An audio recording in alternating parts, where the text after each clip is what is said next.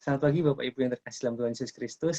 Kembali kita akan merenungkan satu bagian firman Tuhan sebagai awal untuk kita menjalani hari ini. Daftar bacaan dari Sinode mengajak kita untuk membaca dan merenungkan Injil Lukas pasal 6 ayat 12 sampai 19.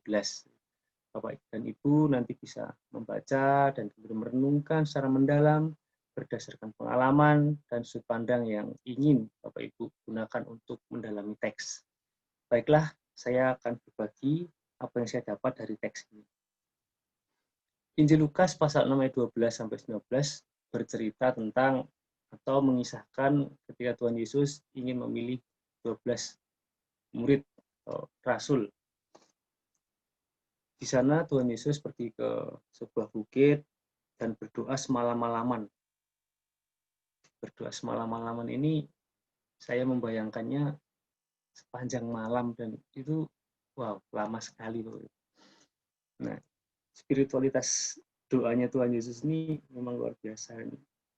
Tentu ini menjadi sebuah pengingat bagi kita supaya dan senantiasa membangun spiritualitas doa.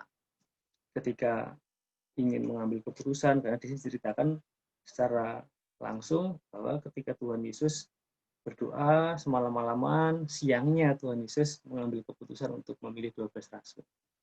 Nah, kemudian setelah dari sana Tuhan Yesus turun bersama dengan muridnya, kemudian berhenti di sebuah tempat yang datar. Nah, di sini yang kemudian menjadi menarik, Bapak Ibu. Nah, ketika mereka berhenti di sana, ada banyak orang datang. Siapa orang banyak itu? Mereka adalah orang-orang yang ingin mendengarkan dan yang ingin disembuhkan dari penyakit. Jadi, di sini kita bisa melihat bagaimana keadaan orang-orang yang datang kepada Tuhan Yesus itu.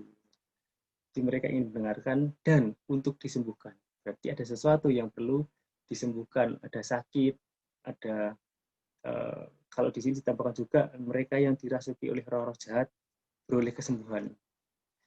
Yang disembuhkan ini mungkin selain sakit juga yang kerasukan roh. Artinya kita bisa melihat keadaan pada waktu itu orang-orang banyak itu siapa yang datang kepada Yesus. Tapi yang menarik adalah justru orang-orang yang seperti itulah yang kemudian merasakan kemuliaan, merasakan mujizat, merasakan kehadiran seorang yang berkuasa, dan kemudian pada ayat 19 dikatakan, semua orang banyak itu berusaha menyamah dia karena ada kuasa yang keluar daripadanya.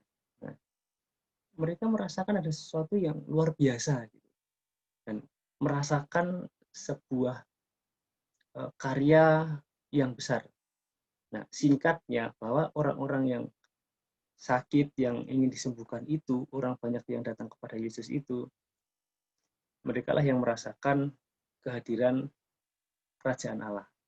Nah, ini yang menarik, orang-orang yang datang, yang mengidentifikasi dirinya orang-orang kecil, orang-orang sakit, orang-orang yang ingin disembuhkan oleh Tuhan Yesus, mereka lah yang kemudian merasakan karya Allah di dalam kehidupan ini.